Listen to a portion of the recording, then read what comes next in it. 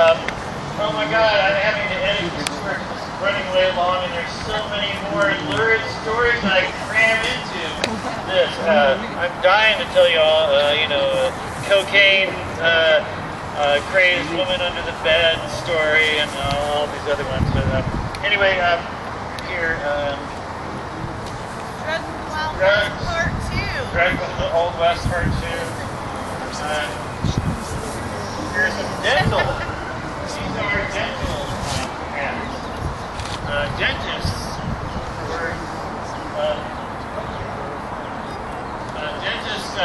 often doubled as doctors in the old days, as did barbers,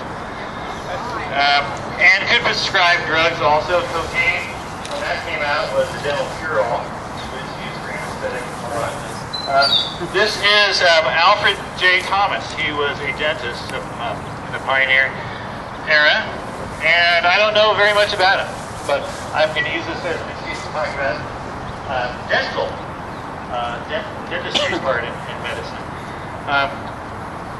Since both toothpastes are basically the same, glycerin with some soap or baking powder, maybe some chalk or mint or something for flavor.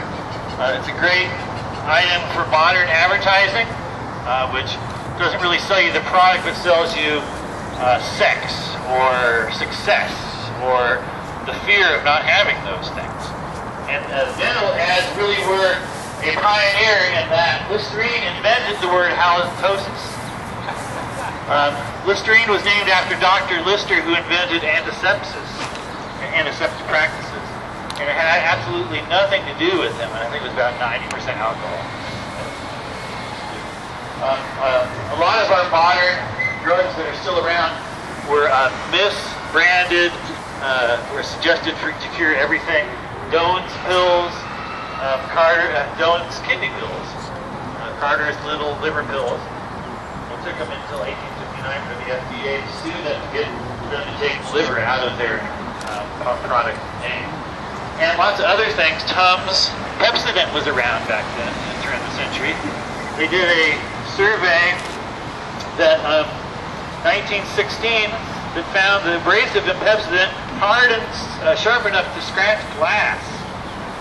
And it also claimed to be a hemostatic agent, which is to stop bleeding, and supplies calcium and phosphorus to prevent their decay during pregnancy, none of which were true.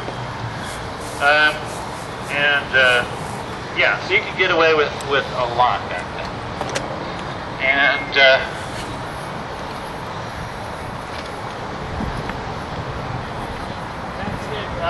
we're going to keep going. We're on the home stretch. The tour will last about another half an hour. And if you want to leave before then, we're okay with that. We're going to head up this way, and the tour will end up way with a pharmacist. And we don't know a whole bunch about him. As a matter of fact, we're confused about what we do know. This is an example of how often the historical records will differ from each other. From the state library, from a note that his family filled out about him, it says, as a young man, George Waite was climbing over a fence with a pistol in his pocket, and when it discharged, it shot off his sex organs.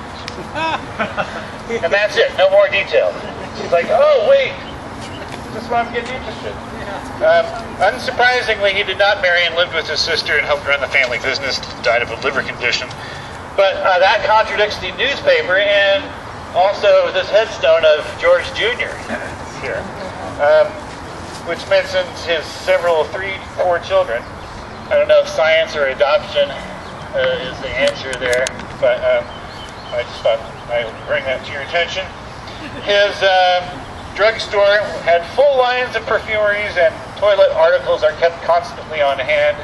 In this line, the assortment is made up of the choicest kinds, selected with great care, and embraces all the feminine heart can desire. And right over here, next to him, we have the Mills family plot. And let's go this way here.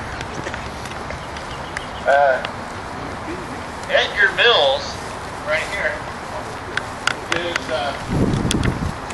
the brother of D.O. Mills, who was the founder of the Bank of California and a very big bank back then. And right here is Frank Mills, who was his son, who died at 18 of a drug overdose, opium.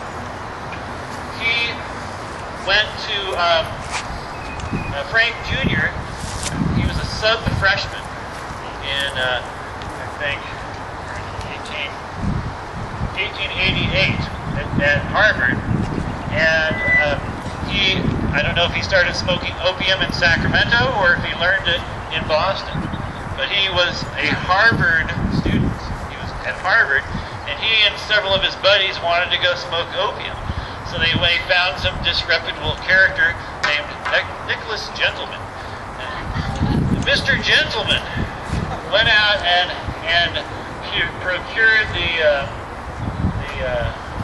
opium for them and the pipe and helped load it, the complicated process. And Mills kept smoking pipe after pipe and did the 8, 10, 12 pipefuls. And Gentleman said he felt obliged to warn him. Mills said he had smoked before and he knew how to use it and kept on smoking, as did his companions. And they all got really sick, deathly ill, almost died, and Frank here is the one that did die. And that's the story of poor Frank Mills.